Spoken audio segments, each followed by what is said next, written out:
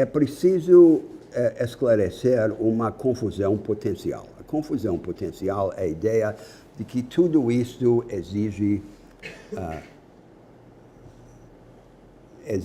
obras teóricas abrangentes e que, portanto, não serve como paradigma de uma vida intelectual normal. Quer dizer, ou se vai ser um Max Weber ou não se vai ser ninguém dentro desse mundo, supostamente. Eu, por exemplo, ensinei um curso com um economista, Danny Roderick, defendendo críticas à teoria econômica pós-marginalista.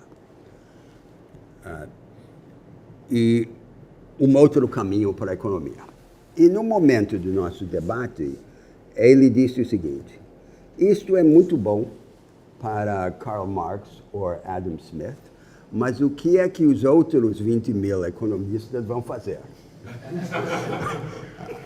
E eu acho que essa concepção revela a confusão que precisa ser desfeita.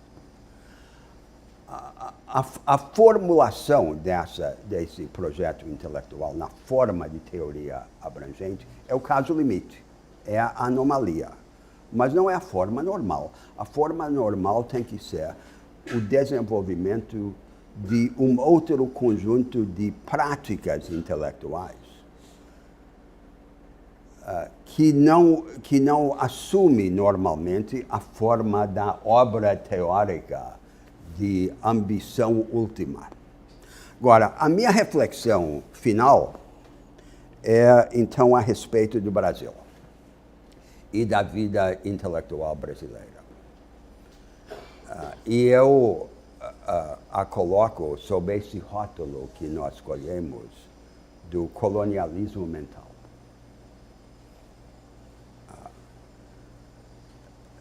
A forma típica de vida acadêmica num país como o nosso é a seguinte: o jovem acadêmico identifica uma escola de pensamento em sua disciplina, uma vertente que está subrepresentada no Brasil, ou que ainda não foi representada, ou que tem poucos representantes.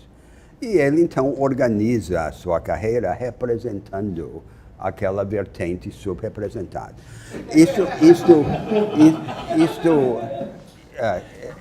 Esta tendência se casa com outra característica universal da vida acadêmica, e não é só em países periféricos. O acadêmico aprende um instrumental analítico e argumentativo que fica mais ou menos amadurecido quando ele tem uns 25 anos de idade e passa o resto da vida submetendo material àquela máquina. E isto é uma espécie de morte, é uma mumificação da mente. Então, há a tendência universal e há essa tendência específica da situação periférica. E quando essas duas tendências se casam, é o desastre. A expressão característica disto no Brasil é o predomínio entre nós, nas ciências sociais, de duas grandes tendências. Uma é o neomarxismo, ou podemos chamar o ex-marxismo, em que as premissas heróicas deterministas do marxismo são desacreditadas e afrouxadas. Em vez da radicalização que eu preguei, é um afrouxamento. Eu acredito, mas não acredito muito.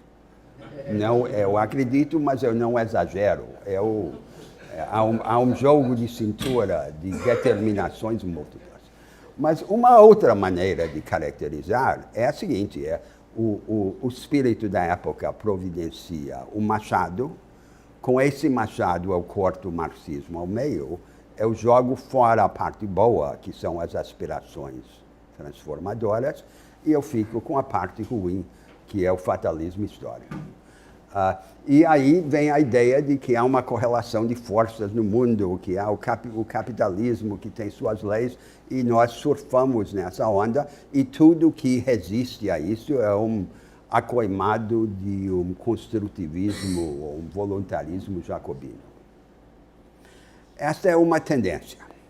E a outra tendência é a imitação das ciências sociais positivas, no estilo da academia americana, e mais ostensivamente em economia.